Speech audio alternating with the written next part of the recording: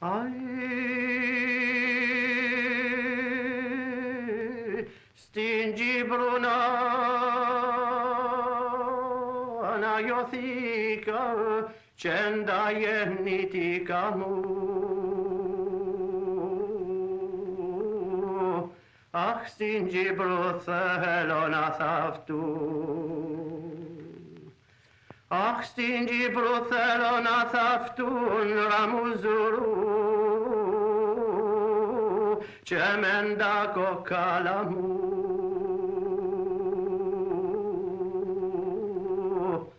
Disci brusco mahamugligin damnistonda fona lauri.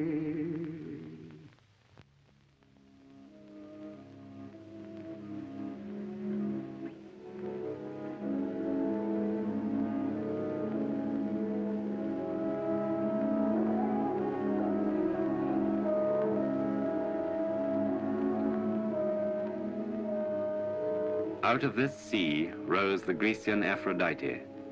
In this place was her legendary beauty born. And the water of the sea fell from her body upon the rocks and became flowers. And they called her the goddess of love, and built a temple to her there, and worshipped her. Among these stones lived her acolytes, and among these pillars they spoke her many names: Aphrodite, Astarte, Venus.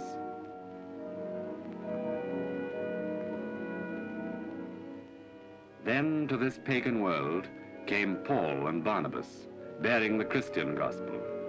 For it is written, as they ministered to the Lord and fasted, the Holy Ghost said, Separate me Barnabas and Paul for the work whereunto I have called them. So they, being sent forth by the Holy Ghost, departed unto Seleucia, and from thence they sailed to Cyprus.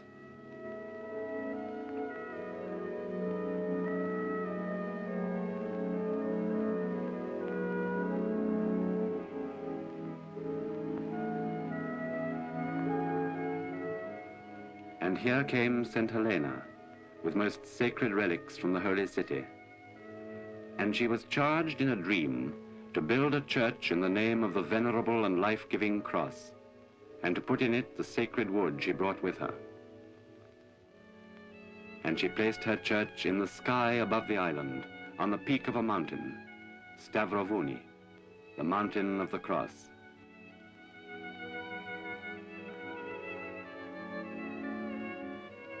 In the midst of the wars of the old world, Cyprus, the island, stood like a moated fortress off the shores of the Holy Land, a station for the armies of the Crusades, and later, a prize for the merchant princes of a turbulent and piratical age.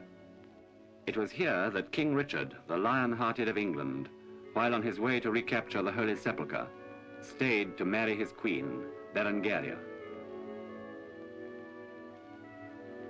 Out of the Crusades sprang the Lusignan kings, whose castles towered from the mountain crags above the sea. They brought 3 centuries of brilliance and fantastic riches. They built the great cathedrals of the cities, and the rich merchants of those days gave their daughters in marriage with jewels more precious than those of the Queen of France.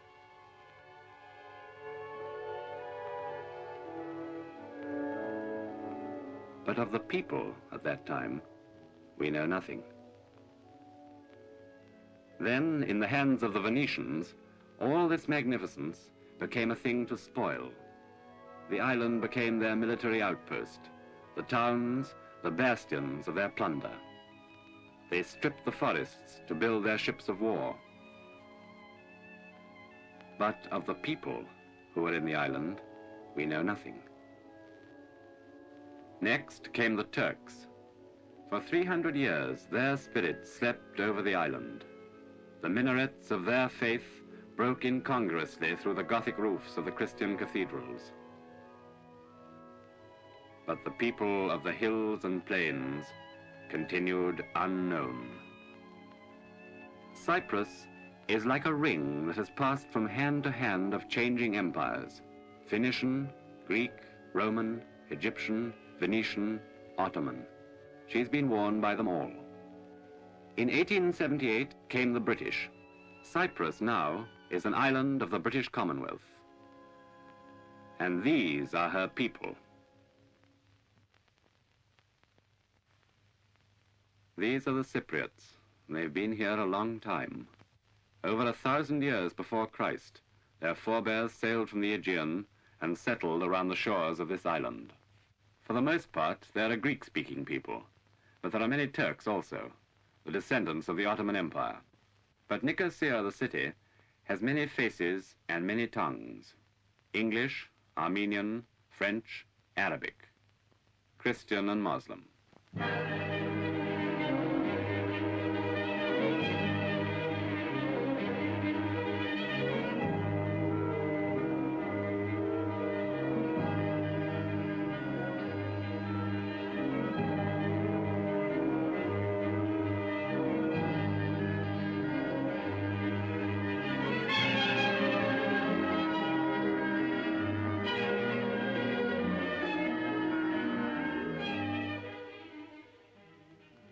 Here, within the yellow ring of the old city walls, in the narrow streets that hide from the sun, the shops of craftsman and merchant, the thronging markets laden with meat and fruit, you are in the heart of Cyprus. For Nicosia is the capital of the island and the seat of colonial government.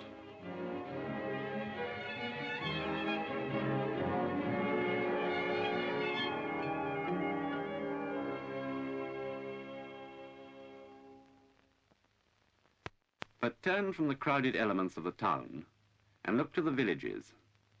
For the village holds the national flavor of a country more strongly than any city. This is a village much like any other in the world. But you will find Cyprus here. Here, as in any other village, you will find a priest, a church, children and animals, and the women at their work.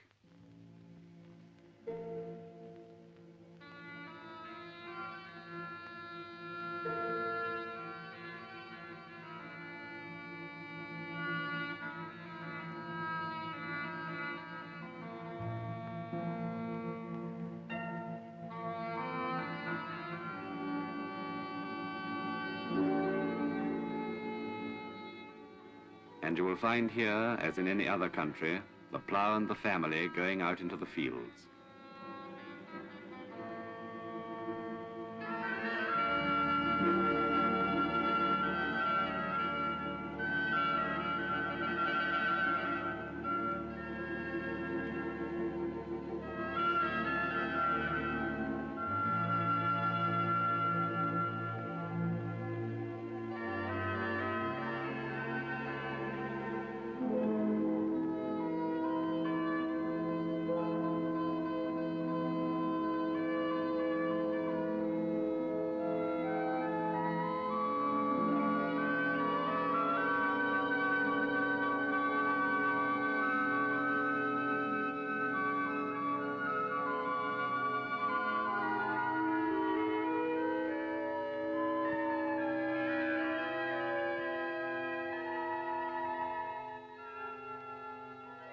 Throughout 2,000 years of changing rulers, of poverty and magnificence, tyranny or indifference, these are the people who, with their old unchanging tradition of husbandry, have kept the island alive. Throughout these generations, they have fought and charmed these reluctant soils to provide them with their necessities of life. Like their fathers, they have farmed in the best way possible to them a difficult, dry, and often close-fisted soil.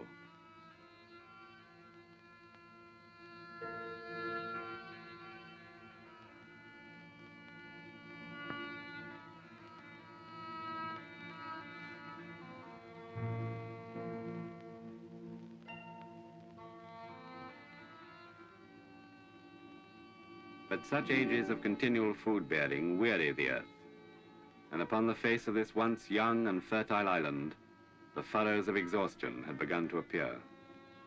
Gradually, the trees and bushes that would hold the soil in place had been consumed to build ships or palaces or to feed the peasants' fire. Naked of leaf or shade, the earth baked in the long summer sun. In wintertime, torrents of savage rain tore into the soil, cutting it into deep gullies, washing whole fields away into the sea. And always, wherever there was a green thing growing, it was everywhere menaced by the sharp, poisonous, and insatiable tooth of the goat.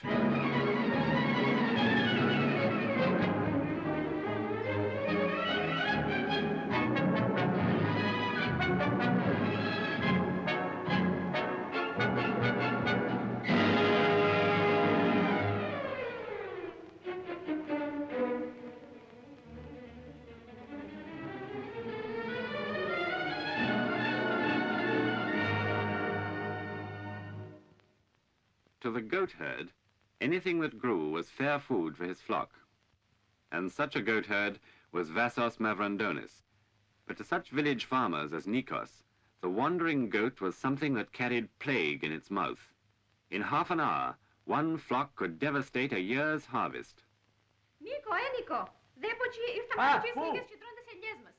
Βάστα του τώρα τον... Eso! Manda, yo se mude ese frenolando desde esa mesa. Άια παύρο έρημε σε φάετε μας τα σπαρτά μας είναι αμόντουτα. Ποιος είναι ο Λάντουδος ο άνθρωπος που τα φέρε τα μέσα. Ματιά κασού.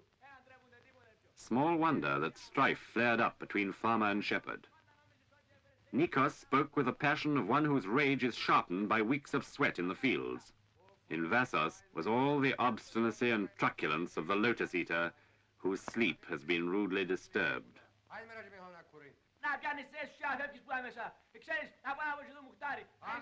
But Nikos was not alone in his indignation, and the battle did not end there. The village called a meeting to settle the goat problem once and for all. There were two sides to the question, and the village heard them. For one thing, they said, the goat had always been there. The children were raised on its milk. Its flesh was roasted at weddings and festivals.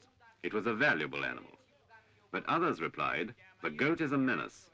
Where it wanders at will, it poisons our fields and our crops. It must go.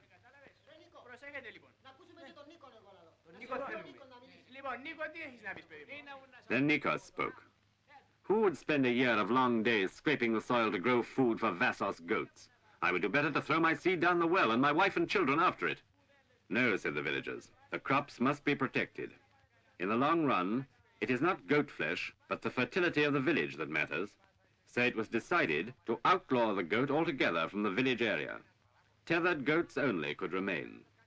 The graziers could keep sheep or settle down as farmers, but the free ranging of their goat flocks was abolished around the village. This did not go kindly with some of them. It did not go at all kindly with Vassos Mavrandonis.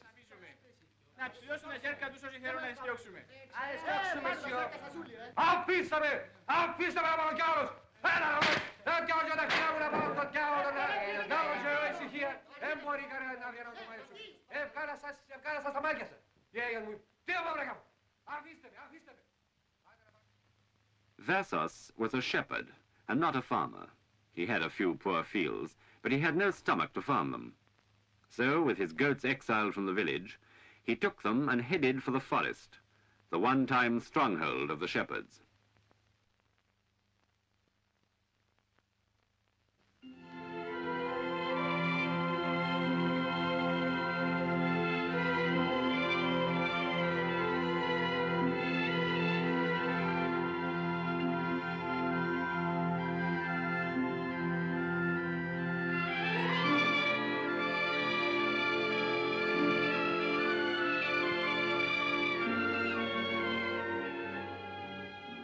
Here, on the sharp ridges and slopes of the hills, grew the timber wealth of Cyprus, oak and pine and fir, and cedars more prolific and mighty than those of Lebanon. From here came timber for the fleets of the Venetians, and from here they took wood to build the Temple of Solomon.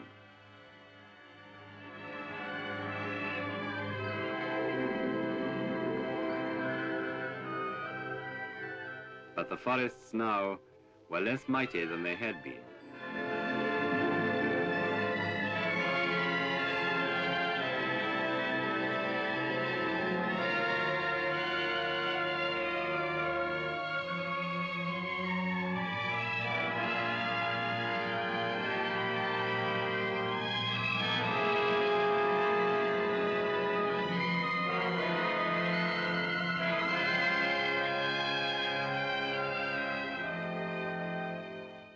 Around the snow-capped peak of Mount Olympus, among the deep ravines and ice-blue streams, lay the villages of the shepherds whose flocks for years had fed off the buds and branches of the trees, had stunted the pines and cropped off the young seedlings before they could take hold and grow. They were rough, wild villages. They stood among the clouds of the hills, cut off from the plains and remote from the thought of husbandry. It was to one such village that Vassos came.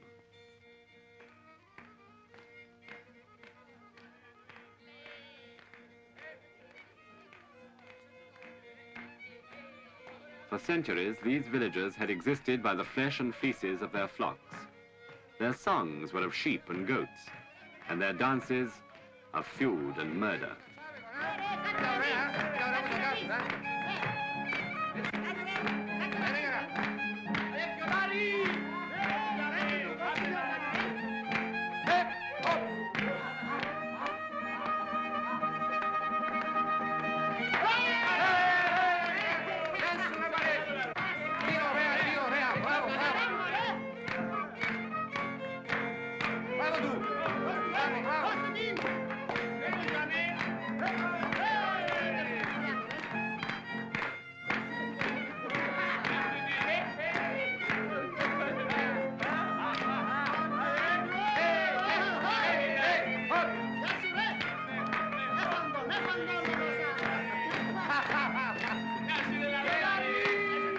But the lives of these shepherds were changing fast. Already their flocks were leaving the forest. For the forest was the wealth of the whole community, and the trees must be protected. In this stronghold of the shepherds, for years the kings of these hills, the authorities had begun, by patient persuasion and the buying up of flocks and grazing rights, to clear the area and to plant new trees that would grow straight and free from the goat's sharp tooth. Some of them resisted the change longer than others, but gradually the forest was cleared, and the shepherds began to settle down to new lives. Some became farmers. Some took to charcoal burning, for in an island where there is no coal, charcoal is one of the main fuels for the people in their homes and villages. Others became forest workers, clearing, pruning, transplanting the young trees, putting the forest back onto the bald, craggy slopes long desolated by neglect or fire. Some, for their sharp eyes, became forest fire guards. Perched on the higher peaks, they kept ceaseless watch for the first plumes of smoke that might threaten a priceless generation of cedars.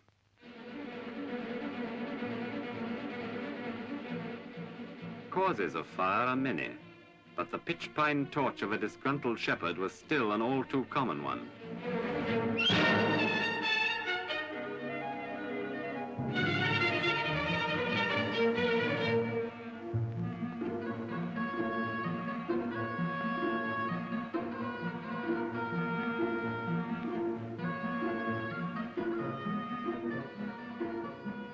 Vassos was a wild man, as there is one in every village.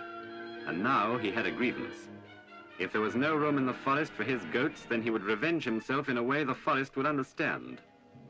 There are many gaunt patches of hillsides, scorched black with fire, which show the thoughtless, impetuous spite of men like Vassos. For where there are few roads and sheer hillsides, a fire started in secret will go raging through these dry trees and spread out of all control, unless seen and smothered immediately.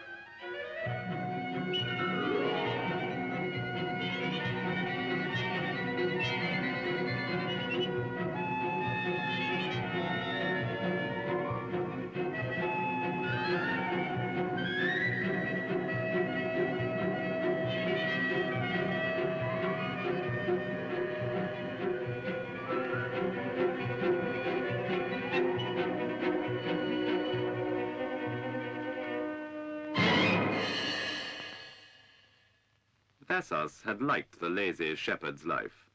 His goats had worked for him. He need do no more than lie in the shade while they fattened themselves on the trees and bushes around him. Now, for his folly, he would rest a while in the shade of the local jail.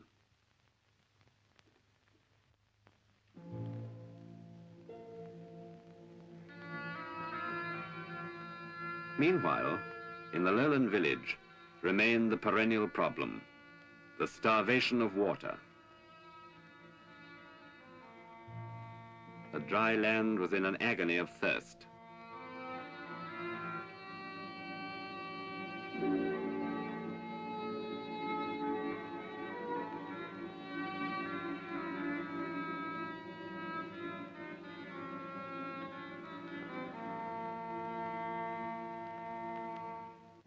The peasants, to keep their crops and animals alive, must bring water night and day from the weak, trickling stream.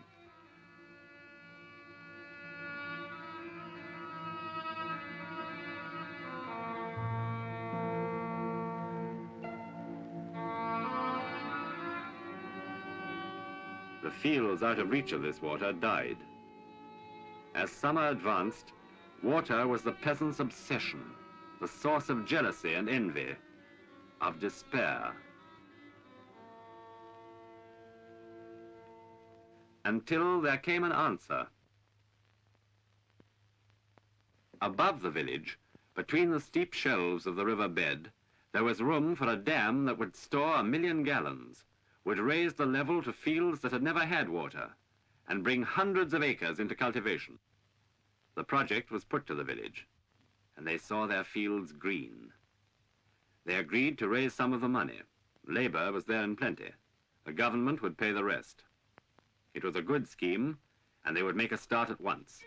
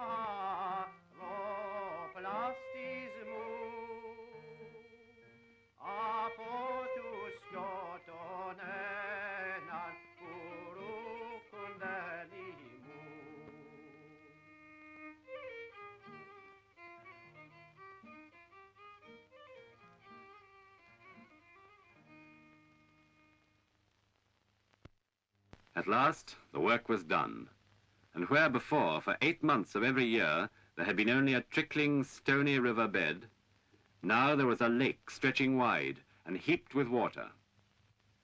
The dam stood high between the rocks, holding back the waters that ran down from the hills.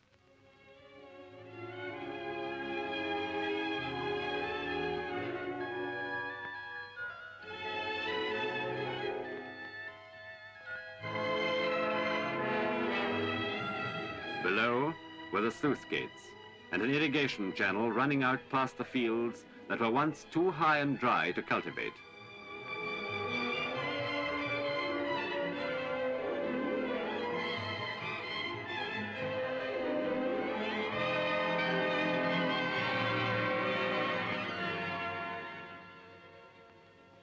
And Vassos, returning to his village, saw the lake spread where none had been before. And he saw, too, that now he could plant his high fields with crops that would not die of thirst. He no longer had his goats, but he had water. He could farm.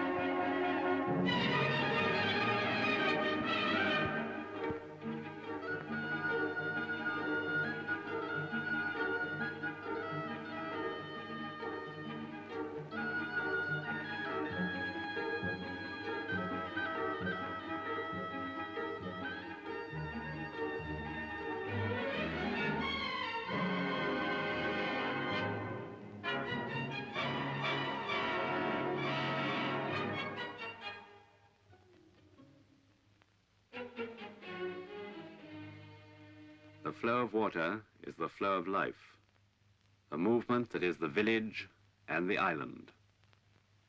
No generous showers come to these fields in summer, but the small rain that falls upon the hills and trickles towards the plain must be cupped and guarded and brought to the fields and guided to the very roots of the crops. Only thus can the land live. Here in this village, they have a good store of it now, but the search for water goes on, and all over the island, the control and preservation of the precious fluid.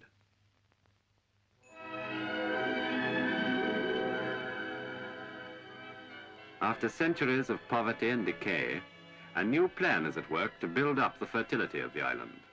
The poisoned tooth of the goat is being drawn. Trees are being put back in the villages and forests. Yet Cyprus is dry, and there is still much to be done. But among the rocks, on the plains and the hills, in the orchards and terraced vineyards, wherever there is water and earth, there the Cypriot finds his food and livelihood.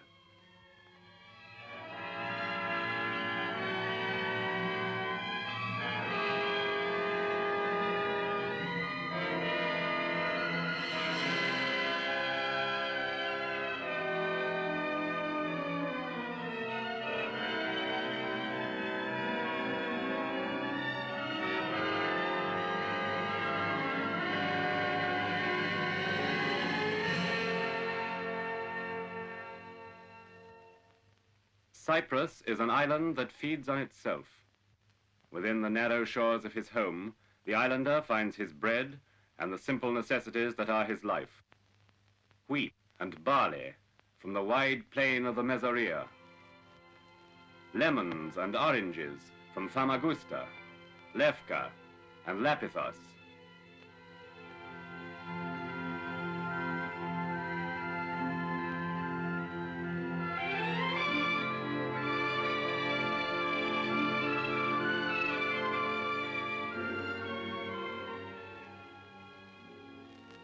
Almonds and locust beans, and rich olive oil squeezed from the stone presses of the villages. Timber and fuel from the forests of Troodos and Psoka. Wine and spirits from the vineyards of Stromby and Limassol.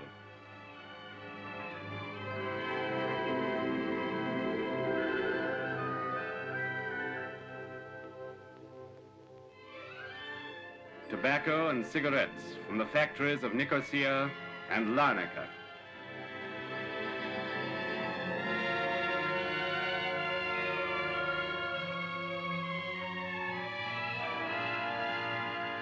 And silk cocoons to be spun into fine threads on the filatures of Paphos.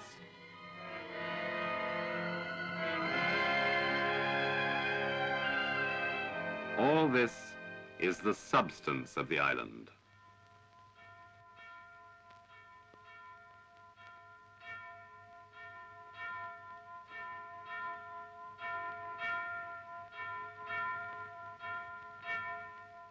And gathering to the bells of Easter, to eat meat and drink their wines, to dance and sing and celebrate their year of labor, and to give thanks, the people of the island are these.